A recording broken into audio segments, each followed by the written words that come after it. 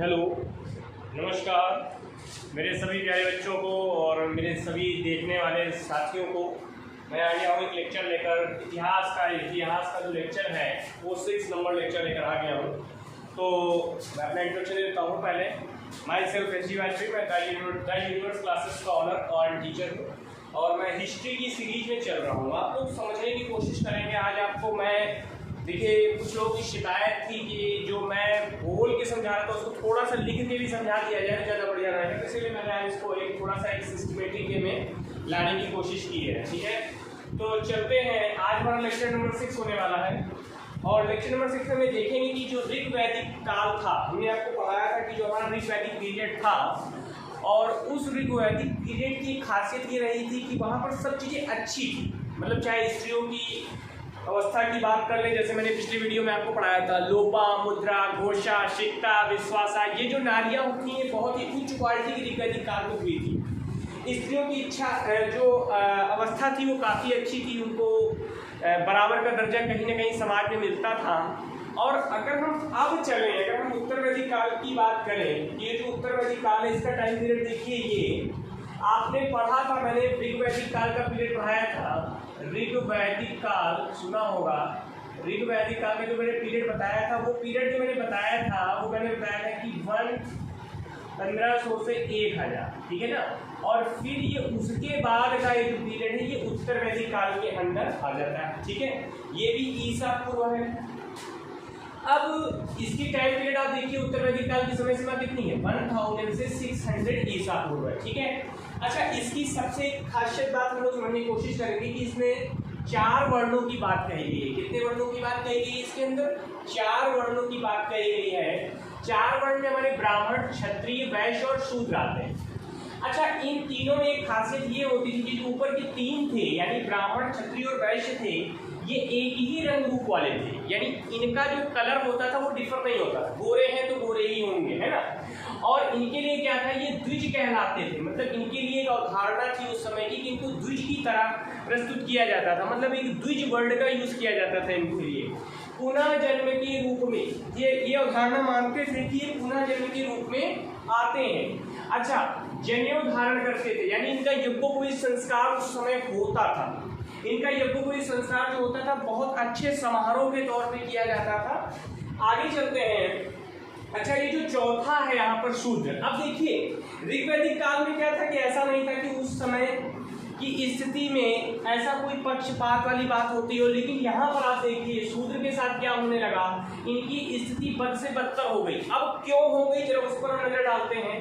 इनको जनेऊ धारण नहीं करने दिया जाता था। मतलब ये जनेऊ धारण नहीं कर सकते थे। पहला पॉइंट, ये जनेऊ धारण करने की इनकी मनाही हो गई। नौकर कहे जाने लगे। अब दूसरी चीज क्या है कि दूसरे लोग क्या नौकरी करते थे तो कहीं ना कहीं नौकर कहे जाने लगे। अच्छा, मनाही और क्या थी? शिक्षा ग्रहण नहीं करेंगे, इनको शिक्षा से वंचित। अब सोच देखिए, अगर किसी समाज को शिक्षा से वंचित कर दिया जाए तो क्या वो समाज आगे बढ़ पाएगा? वो समाज क्या आगे तरक्की कर पाएगा? नहीं कर पाएगा। तो कहीं ना कहीं ये शिक्षा ग्रहण करने पर भी क्या की गई, रोक लगा दी गई, जो कि मेरे हिसाब से गलत है। धन संग्रह ना करना, ठीक है। और एक चीज छूट रही है, मैं शामिल कर देता हूं, किसी प्रकार का शस्त्र न रखना। मतलब ये भी मनाही थी। मतलब आप अपनी सेफ्टी भी नहीं कर सकते, किसी प्रकार का आप शस्त्र भी नहीं रख सकते हैं। तो ये 3 चीजें हमें यहाँ पे देखने को मिलती है। कि फिर से रिपीट कर देता हूँ, शिक्षा ग्रहण नहीं करेंगे, धन संग्रह नहीं करेंगे, किसी प्रकार का शस्त्र रखेंगे। अब सोचिए, अगर ये चीजें किसी व्यक्ति के पास नहीं है तो क्या उसकी स्थिति समाज में अच्छी होगी या खराब होगी? मेरे ख्याल से तो खराब ही होगी। ठीक है, आप अपने हिसाब से राय प्रतिक्रिया कमेंट बॉक्स में दे सकते हैं। अच्छा, उस समय जो राजा होता था, जरा थोड़ा सा फिर से मैं आपको बता देता हूँ, जो वैदिक पीरियड में जो राजा होता था वो उसका जो राज्याभिषेक होता था, मतलब जब वो राजा बनाया जा रहा होता था, जब वो राजगद्दी पर सुशोभित होने जा रहा होता था, तो उस समय क्या होता था, राजसूय यज्ञ का अनुष्ठान होता था। ठीक है, इस बात को लगा लीजिएगा, हाईलाइट कर लीजिएगा। अच्छा, उत्तर वैदिक काल के अंदर हम देखें तो जो सबसे महत्वपूर्ण दर्शन है वो है हमारा शांग दर्शन, और ये सबसे प्राचीन दर्शन है। अगर आपसे कोई पूछे कि उत्तर वैदिक काल का सबसे प्राचीन दर्शन कौन सा है, तो आप वहां पर शांग दर्शन को टिक करेंगे। ठीक है, आगे चलते हैं। इसमें कुल कितने तत्व हैं? 25 तत्व हैं। कितने तत्व हैं टोटल? एलिमेंट। तत्व को अगर इंग्लिश में बात कर ले तो एलिमेंट कहा जाता है। तो टोटल 25 तत्वों की बात कही गई है। ठीक है, अच्छा, इसमें जो प्रकृति है, नेचर को प्रथम तत्व माना गया है। ठीक है, इस बात को हाईलाइट कर लीजिएगा, इसमें नेचर को प्रथम तत्व माना गया है। अच्छा, उत्तर वैदिक काल की एक और बहुत बढ़िया विशेषता देखने को मिलती है कि यहाँ पर आश्रम व्यवस्था थी, और आश्रम के साथ 4 वर्ण हुआ करते थे। क्या था? पहला होता था ब्रह्मचर्य, यानी बच्चा पैदा हुआ और उसको ब्रह्मचर्य की अवस्था में रखा गया और गुरु जी के पास भेज दिया गया विद्यार्थी के लिए। विद्यार्थी हुआ, शिक्षा ग्रहण किया, और ग्रहण करने के बाद फिर दूसरी अवस्था आ गई गृहस्थ। गृहस्थ में गया, गृहस्थ के जीवन को जिया, और इसके बाद ये घर का स्वामी हो गया, मतलब किसी घर का स्वामी हो गया, शादी कर दी गई, मैरिज हो गई, है ना। फिर धीमे धीमे जैसे जैसे एज खत्म होती गई, 50, 55, 60 के आसपास होता गया, तो उस एज में जाकर उसकी आंशिक सेवा निवृत्ति हुई, है ना। आंशिक सेवा निवृत्ति हो गई, मतलब कुछ काम करेगा घर के, कुछ काम नहीं करेगा, क्योंकि उसकी पीढ़ी भी पीछे से आ रही होती थी। इसके बाद आता था संन्यास, यानी कि बुजुर्ग अवस्था आ गई एक तरीके से। अब वो क्या करेगा? कुछ नहीं, तो संसारी कर्मों से मुक्ति, यानी भगवान का भजन करे, कहानी खत्म। तो ये कोई यहाँ पे प्रस्तुति थी। अब ब्रह्मचर्य की थोड़ा सा एज की बात कर लें, तो ब्रह्मचर्य बचपन से लेकर जब तक वो लाइफ में कुछ कर नहीं सकता था, सेटलमेंट, जैसे कि 20 साल 15 साल जो भी होगी उस समय रहा करती होगी। गृहस्थ में क्या होता था कि वही 20 से ले लें अगर मोटा मोटा, तो 20 से लेकर हम इसको कह सकते हैं घर का स्वामी बनने तक, भाई 40-45 मान के चल सकते हैं। वानप्रस्थ में 45 से लेकर 60 तक, और संन्यास तो 60 के बाद हो ही जाता था उस समय। तो ये कहीं ना कहीं ये इस तरीके से ये वर्क होता था, मतलब एक इंसान पैदा हुआ और फिर उसके बाद उनको इस तरह के आश्रम में जो 4 वर्ण है इसी के आधार पे चलना पड़ता था उस समय। अच्छा, वैदिक काल में एक और खासियत देखनी पड़ती है कि व्यक्ति जन्म के आधार पर, मतलब जो वर्ण व्यवस्था थी उस समय की, वो जन्म के आधार पर हो गई थी। मतलब जैसे कोई ब्राह्मण कुल में पैदा हुआ है तो फिर उसका बच्चा है ब्राह्मण, फिर उसका बच्चा है ब्राह्मण, तो वो एक सिस्टम चला गया था। या कार्य या व्यवसाय के आधार पर नहीं, मतलब कार्य या व्यवसाय के आधार पर उसका कोई वर्ण नियुक्ति नहीं होती थी। यानी मान लीजिए कि वो किसी और ब्राह्मण है और वो कुछ ऐसा काम करने लगा, क्षत्रिय बन गया, तो उसका बेटा क्षत्रिय नहीं काउंट किया जाएगा, वो ब्राह्मण ही कहा जाएगा, है ना। तो इस तरह की अवधारणा थी वैदिक काल के अंदर। ठीक है, आगे चलते हैं थोड़ा सा। तो ये तो मेन पॉइंट हो गए उत्तर वैदिक काल के, जो कि आपको थोड़ा सा दिमाग में रखने हैं। आगे चलते हैं। इसी टाइम में एक सन्यास के ऊपर बात कही गई है कि सन्यास के लिए माधवाचार्य जी थे। माधवाचार्य जी हैं, माधवाचार्य के बारे में कभी मैं आपको बताऊंगा आगे।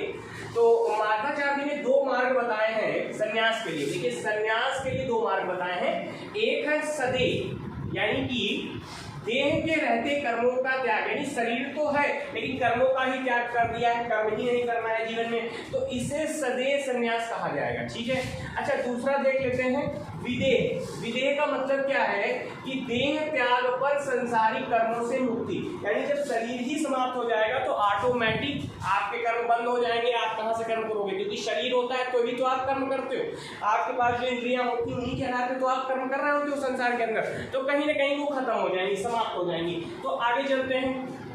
अब देखिए, ऋग्वैदिक की रचना के मत देख लेते हैं थोड़ा सा, है ना। तो ऋग्वेद की रचना, है ना, ऋग्वेद की जो रचना हुई है, मैंने अभी आपको कल परसों वाले जो वीडियो थे उनमें देखिएगा, मैंने काफी नॉलेज आपको दी है ना। तो ऋग्वैदिक काल की जो रचना की बात करें तो यहाँ पे कई थ्योरियां हैं कि ऋग्वेद का निर्माण किस टाइम अवधि में हुआ या किस टाइम पीरियड में हुआ है, तो मैं उसकी बात कर रहा हूँ। तो मैक्स मूलर की थ्योरी ये कहती है कि इसका निर्माण 1200 से 1800 ईसा पूर्व के बीच में हुआ था। ठीक है, ध्यान समझिएगा। मैक्स मूलर क्या कहते हैं कि इसकी जो अवधि है वो 1200 से 1800 ईस्वी के आसपास है। ईसा पूर्व है, सॉरी मैं ईसा पूर्व बोल रहा हूँ, याद रखिएगा ईसा पूर्व है, ईस्वी नहीं है। ठीक है, इसके बाद आ जाते हैं हमारे बाल गंगाधर तिलक जी हैं, इनके बारे में मैं आपको मॉडर्न हिस्ट्री में आगे पढ़ाऊंगा आने वाले वीडियो में। तो बाल गंगाधर तिलक की अवधारणा के अनुसार 600 ईसा पूर्व। ठीक है, अच्छा, इधर आ जाए जैकोबी जी हैं, तो जैकोबी जी का कहना था कि 600 ईसा पूर्व इसकी रचना हुई वैदिक काल की। ऋग्वेद की मतलब सॉरी पश्चात दार्शनिक, एक पश्चात मतलब कि जो बाहर से भी है हमारे यहाँ पश्चात संस्कृत, इनका नाम है विटर्नित्ज। क्या नाम है इनका? विटर्नित्ज। विटर्नित्ज जी का कहना है कि इसकी जो लिखाई हुई है वो 2500 ईसा पूर्व के आसपास, यानी 2500 ईसा पूर्व में हुई है। ठीक है। अच्छा, जो पिछला वीडियो था उसमें आपने देखा होगा मैंने शतपथ ब्राह्मण की बात की थी, है ना, शतपथ ब्राह्मण, क्योंकि वैदिक ग्रंथ यानी जो हमारे ऋग्वेद यजुर्वेद से सामने थे, इनको समझने के लिए मैंने बताया था कि ब्राह्मण पढ़ना पड़ता था। ठीक है। तो उसी में एक ब्राह्मण ग्रंथ है हमारे पास शतपथ ब्राह्मण। तो शतपथ ब्राह्मण में 12 रत्निश दिए गए हैं, इनसे क्वेश्चन अधिकतर एग्जाम में आ जाते हैं, चाहे वो पीसीएस का एग्जाम हो, चाहे वो यूपीएससी का एग्जाम हो, चाहे वो किसी प्रकार छोटे मोटे एग्जाम वगैरह एसएससी लेवल में भी कभी कभार इनसे क्वेश्चन पूछे जा सकते हैं ना, मेरा आइडिया ये है। तो इसमें जो है मैं बता देता हूँ, पहला युवराज होता था, इसके बाद पालगल होता था जो कि राजा का मित्र कहा जाता था, पालगल जो होता था इसको राजा का मित्र कहा जाता था। इसके बाद सूत होता था, इसको हम लोग सारथी कहते थे, जो सूत कहा जाता था उसको सारथी कहा जाता था। फिर छत्र होता था, ये प्रतिहारी होता था। इसके बाद राजा आता था 5वें नंबर पे। 6ठे नंबर पर होता था भागदूत, इसका मतलब होता है कर संग्रह करने वाला, भागदूत का मतलब होता था कर संग्रह करने वाला। फिर था सेनानी, इसको सेनापति कहा जाता था। इसके बाद आता था महिषी यानी कि पटरानी, पटरानी मतलब क्या, राजा की पत्नी, है ना। ग्रामणी, ग्रामणी वर्ड जो यूज होता था वो किसी ग्रामवासियों के नहीं होता था, उस समय ये लड़ने वाले दल के नेता के लिए इसको इंडिकेट किया जाता था। ध्यान समझ लीजिएगा, जो ग्रामणी वर्ड है ये लड़ने वाले दल के नेता के लिए इंडिकेट किया जाता था। ठीक है। अच्छा, पुरोहित, पुरोहित का मतलब देखिए, उस समय जो पुरोहित का मतलब होता था वो मंत्री होता था। ठीक है। पुरोहित का अर्थ मंत्री था। और आगे चले, संग्रहीता, संग्रहीता का मतलब कोषाध्यक्ष, मतलब इनकम टैक्स लेने वाला, जैसे आजकल इनकम टैक्स ऑफिसर होता है, तो उस समय क्या होता था, संग्रहीता होता था जो कि कोषाध्यक्ष यानी कि जो कर को लिया करता था, टैक्स वसूला करता, टैक्स का कलेक्शन किया करता था, है ना। अच्छा, आगे चलते हैं। इसके बाद है अच्छा बाप, ये देखिए यहाँ पे क्या लिखा है, ये अच्छा बाप है, मतलब पासे के खेल में राजा का सहयोग करने वाला। जो अच्छा बाप होता था, ध्यान समझ लीजिए, अच्छा बाप जो था वो पासे के खेल में राजा का सहयोग करने वाला, मतलब एक तरीके से उनका दोस्त या मित्र हो सकता था, है ना। अच्छा, इधर एक छोटी सी बात है उसको मैं समझ लेता हूँ। एक वर्ड आता है निर्वाण, ठीक है, इसमें लोगों को बड़ा कंफ्यूजन होता है, तो मैं बता देता हूँ कि बौद्ध धर्म में इसको मोक्ष के नाम से जाना जाता है और जैन धर्म में इसे कैवल्य कहा जाता है। तो आगे तो मैं बौद्ध और जैन धर्म तो आपको पढ़ाने ही वाला हूँ, क्योंकि अब ऋग्वैदिक काल में के बाद, ऋग्वैदिक काल तो बहुत बढ़िया काल था, सारे ग्रंथ इसी में लिखे गए, संस्कृत ग्रंथ जितने भी लिखे गए हैं। उत्तर वैदिक काल मैंने आपको पढ़ा दिया है। ठीक है। अब उत्तर वैदिक काल डिक्लाइन क्यों हुआ, इस पर मैं कल चर्चा करूंगा। ठीक है। तो एक बार मैं लास्ट चीज को फिर से रिपीट कर देता हूँ कि जो निर्वाण है इसको बौद्ध में मोक्ष कहा जाता है, मोक्ष को ही, मतलब बौद्ध में मोक्ष, और जैन धर्म में इसको कैवल्य के नाम से जाना जाता है, मतलब दोनों का एक ही, जिसको हम लोग निर्वाण कहते हैं। ठीक है। तो ठीक है, तो अगर मेरा वीडियो आपको अच्छा लगा हो तो इसको ज़्यादा से ज़्यादा लोगों तक शेयर करें और चैनल को सब्सक्राइब जरूर कर लें, जिससे मेरे बढ़िया बढ़िया वीडियो जो बनते जा रहे हैं वो आपके समक्ष आते रहें। तो ठीक है, फिर मिलेंगे, टिल देन बाय बाय।